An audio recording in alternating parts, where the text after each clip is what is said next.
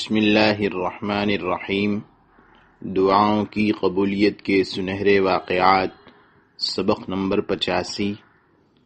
نبی کریم صلی اللہ علیہ وسلم کی سیدنا عثمان رضی اللہ عنہ کے لیے دعا۔ اللہ کے رسول صلی اللہ علیہ وسلم نے غزوہ تبوک کے موقع پر اپنے صحابہ کرام رضی اللہ عنہم سے جنگی خرچے کے لیے چندہ دینے کی اپیل فرمائی۔ سارے ہی صحابہ نے اس پر لبیک کہا، مگر سیدنا عثمان رضی اللہ عنہ سب سے آگے بڑھ گئے۔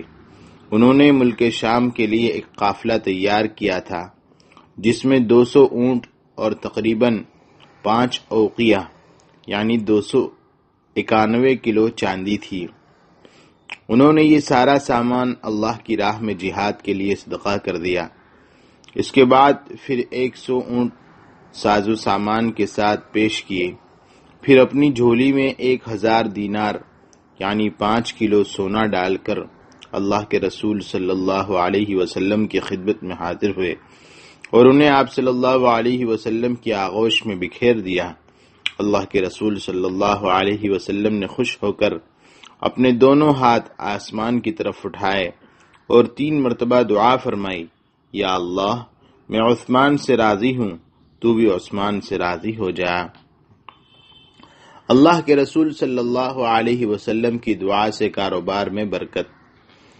عروہ ابن ابی الجعد البارقی اللہ کے رسول صلی اللہ علیہ وسلم کے صحابی تھے۔ ایک مرتبہ انہیں اللہ کے رسول صلی اللہ علیہ وسلم نے 1 دینار عطا فرمایا۔ ارشاد ہوا، عروہ، جاؤ ہمارے لیے ایک بکری خرید کر لاؤ۔ بازار گئے اور بکری 1 دینار میں خرید لی۔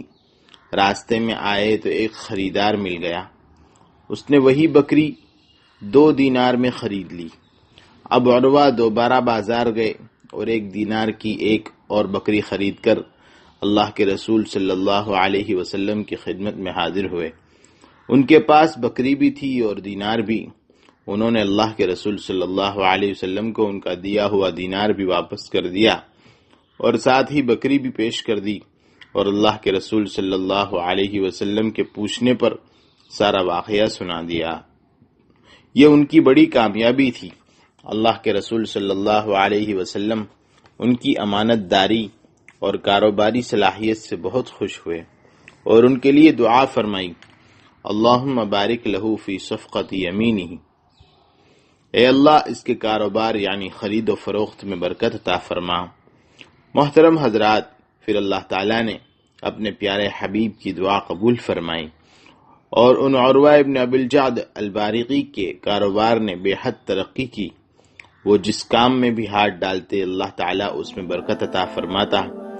ان کے بارے میں سیرت لکھنے والوں نے لکھا ہے، وَكَانَ لَوِ اشْتَرَى التُّرَابَ لَرَبِحَ فِيهِ، اگر وہ مٹی بھی خرید لیتے تو اس میں بھی ان کو نفع ہوتا۔ ایک مرتبہ وہ صبح سویرے کوفہ کے بازار میں خرید و فروخت کرنے لگے۔ گھر واپس آنے سے پہلے وہ 40,000 درہم کا نفع حاصل کر چکے تھے۔